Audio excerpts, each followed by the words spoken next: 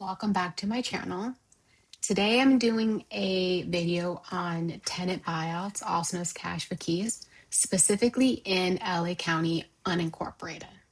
So these rules are going to be slightly different than you would see like in an LA City RSO buyout or some other part of LA. So we're going to talk about specifically LA County unincorporated. So to begin, cash for keys or tenant buyouts are voluntary lease termination agreements. So instead of going through a formal eviction process and giving formal eviction notices, tenants and landlords come together and do arm's length negotiations and then reach a voluntary move out agreement. So in this video, we're going to be talking about those in unincorporated LA County, which has tenant buyout rules under the Rent Stabilization and Tenant Protection Ordinance, also known as the RSTPO. So LA County unincorporated areas, so those are under counties jurisdiction, has very specific rules for doing buyouts. And they affect pretty much all residential rentals, single family, condos, newer apartments, older apartments. So one of the things that I like to talk about or explain to people is LA County unincorporated is not LA City. So LA City's rules are not going to apply here. The same as LA County unincorporated rules will not apply to anything in LA City. Despite a tenant saying that, or maybe someone in housing giving the wrong information or being misstated, the rules do not cross. Okay, so anything in LA County unincorporated is going to be subject to those rules that are enforced by the Department of Consumer and Business Affairs, which is the DCBA for the county. The county also has some extended or extra protections that differ from other jurisdictions. So the first thing, the buyout disclosure. So this is a written disclosure that needs to go to tenants. It needs to be in the tenant's primary language, which you may or may not know up front, but eventually when it comes time to signing the agreement, you need to make sure that the disclosure and the agreement are translated into the tenant's primary language. When I do buyout agreements that are bilingual, I do a side-by-side with the English and then the other language, and I'll do the English disclosure and the other language disclosure.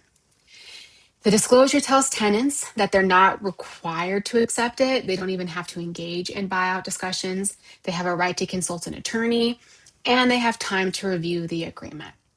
If you don't do the buyout disclosure and you don't eventually get it signed with the buyout agreement, you risk the agreement being invalidated. LA County, like all other jurisdictions, really want to make sure that tenants aren't being pressured into entering buyout agreements without being fully informed.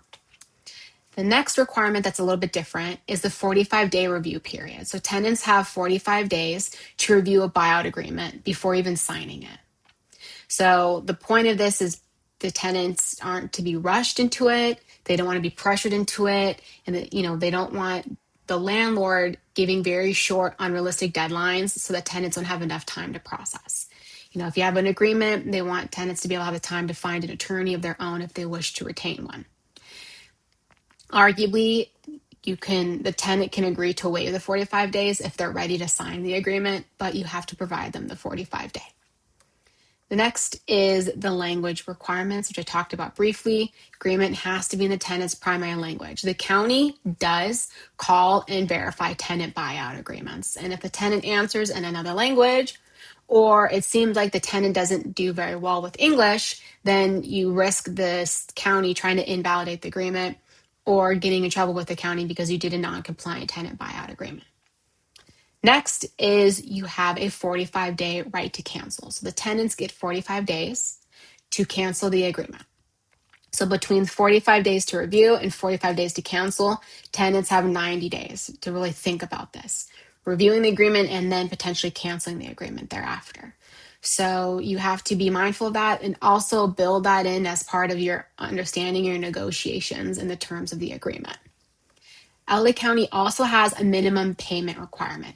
So you have to figure out what the tenant would be entitled to under relocation in the event there was a no-fault just cause, meaning in the event that the tenant had to be evicted, let's say owner occupancy, some sort of government order, etc., what would the tenant get in relocation? That is your minimum. Not all jurisdictions have minimums, county does. So you have to look at what would be the applicable minimum for that tenant. And you look at typically how many units are in the premises, and if the tenant has, if there's any children, minor children, if there are any seniors, which I believe county is 60 and older, or if there's anyone that's disabled, right? So you have to look at those factors and come up with what would be the relocation assistance, and that's your minimum offer. So you offer that or more. Then there's a filing requirement. So you have to file the buyout agreement, the disclosure, and the proof of service. So within 3 days after the tenant signing the agreement and the landlord signing it, it has to be mailed to the tenants and a proof of service filled out. Then that whole package, buyout, disclosure, and proof of service, all get filed with the county within 10 days of signing. So you want to make sure those are very tight deadlines and you don't want to miss it. What happens if you get it wrong? So you don't adhere to the rules, do the buyout disclosure, you don't file it. The tenant can cancel the agreement or argue later that it's unenforceable.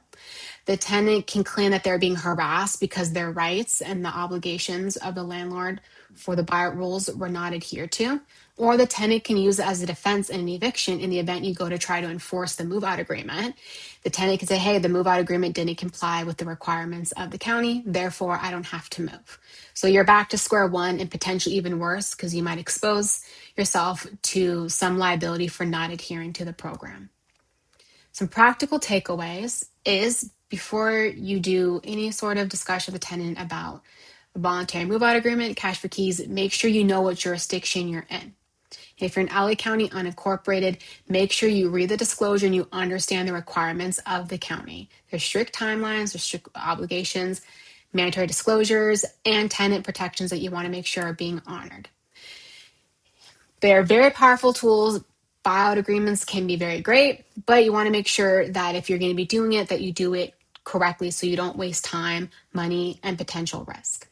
Should you be interested in doing a tenant buyout or want to learn more about it, you can set up a consultation directly at my website, which will be linked below.